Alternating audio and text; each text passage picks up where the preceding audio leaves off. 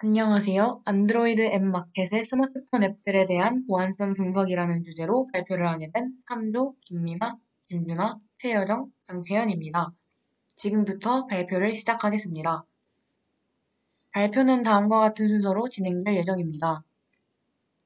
본론에 들어가기 앞서 먼저 모바일 악성 앱에 대해 알아보도록 하겠습니다.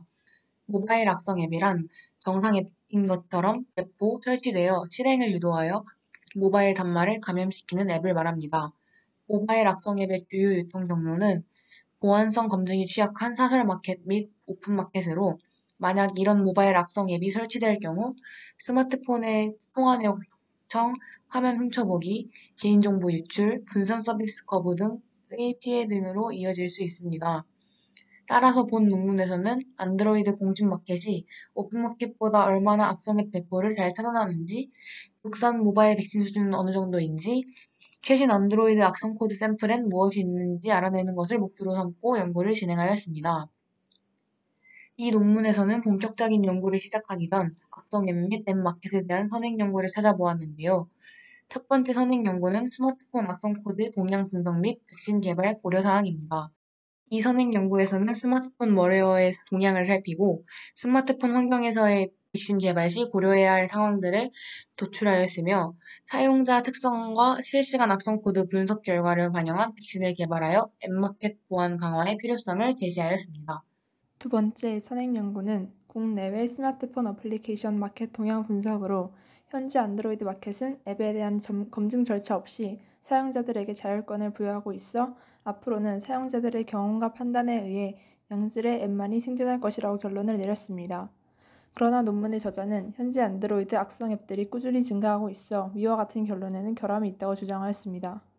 세 번째 선행 연구는 Fast Discovery of Android Applications in Alternative Markets로 여러 안드로이드 마켓들을 크롤링하여 앱을 수집 분석하였고, 프레임워크를 개발해 특정 악성 앱이 여러 마켓에 존재함을 확인하였습니다. 그러나 논문의 저자는 3년이 지난 결과이며 또한 악성 앱 수집과 백신들의 성능 비교에 대해서는 언급하지 않았다는 점을 위 선행 연구의 한계점이라고 주장하였습니다. 이런 한계점들을 보완하기 위해 저자가 제안한 기법은 다음과 같습니다. 연구 대상 마켓들을 선정한 뒤 공정한 평가를 위해 마켓이 정한 카테고리들 중에서 공통 카테고리에 속한 앱들을 크롤링하여 카테고리별로 자동 수집합니다. 그 후 수집한 앱들을 바이러스 토탈 서비스를 통해 분석 및 검사하여 백신별로 정상 또는 악성을 도출하고, 악성 판정을 받은 앱에 대해서는 어떤 백신이 악성으로 판단하였는지, 그리고 진단명이 무엇인지 등을 출력합니다. 제한 기법을 이용한 실험 방법은 다음과 같습니다. 실험 대상으로 구글 공식 마켓인 구글 플레이를, 서드파티 마켓으로는 APK 퓨어를 선정하였습니다. 서드파티 마켓으로 APK 퓨어를 선정한 이유는 앱들을 빨리 다운로드 받을 수 있고 앱 업데이트를 신속하게 지원하며 구글 플레이와 비슷한 카테고리들로 구성되어 있고 9버전 앱까지 보유하기 때문입니다. 그 후 선정된 두 마켓의 공통 카테고리로 이름이 같거나 유사한 것끼리 묶어 21개의 카테고리를 선정한 후 구글 플레이의 어로앤 바이클과 APK 퓨어의 어드모바일을 구글 기준으로 공통 카테고리로 분류합니다. 그 결과 보안성을 비교해 봤을 때 APK 퓨어의 악성의 비율은 구글 플레이보다 더 낮다는 결론을 얻을 수 있었습니다. 악성으로 탐지된 멀웨어의 종류는 대부분 애드웨어와 트로에 목마였고, 실험 대상 앱들 중 764개와 2386개는 바이러스 토탈의 백신으로 분석되지 않았습니다. 그 이유는 분석되지 않은 앱들은 난독화나 자가 보호 등의 기능으로 백신 탐지를 우회하기 때문이라고 판단됩니다. 또한 카테고리별 분석 및 국내 백신 비교를 해보았을 때 21개 중 16개의 카테고리에서 구글 플레이의 악성의 비율이 더 높게 나타남을 알 수 있었습니다. 가장 큰 차이를 보이는 카테고리는 이벤트였고, 가장 작은 차이를 보이는 카테고리는 스포츠였으며, 전체 22개 카테고리에서 악성의 비율의 평균치는 구글 플레이가 조금 더 높음을 알 수 있었습니다. 바이러스 토탈에서 제공하는 62개의 백신 제품을 국내 제품과 국외 제품으로 나누어 악성의 탐지 일수를 비교 분석한 결과, 국외 제품이 국내 제품보다 멀웨어 탐지 비율이 7.28배 정도로 더 높음을 확인할 수 있었습니다.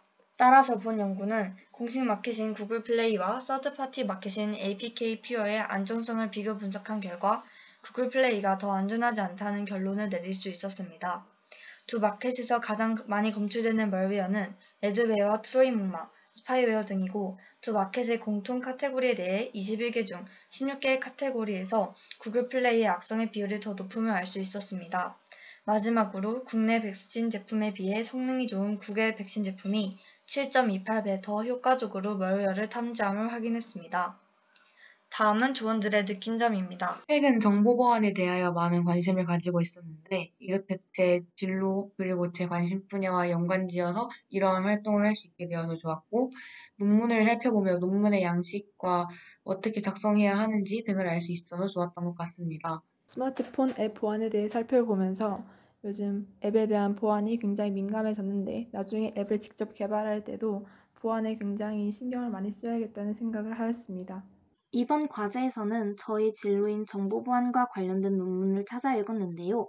평소 관심 갖고 있던 분야라 그런지 논문을 읽는 것이 재밌게 느껴졌던 것 같습니다.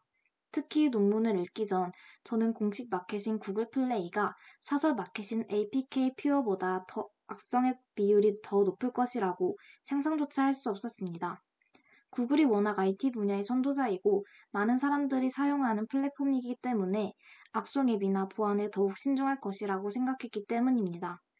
이번 과제를 통해 악성 앱이 앱마켓에서 빈번히 유포될 가능성이 크다는 것을 알게 되었고 이를 예방하기 위해 많은 기업들이 악성 앱을 구별하고 제한해야 한다는 생각이 들었습니다. 이번 발표를 준비하면서 안드로이드 앱 보안 분야에 대한 새로운 관심을 가지게 되었으며 국내 백신 제품의 발달과 모바일 악성의 관리에 대한 필요성을 느끼게 되었습니다. 또한 논문을 분석하는 과정에서 연구생의 전반적인 과정과 논문 구성 방식도 이해할 수 있었습니다. 이상으로 발표를 마치겠습니다. 감사합니다.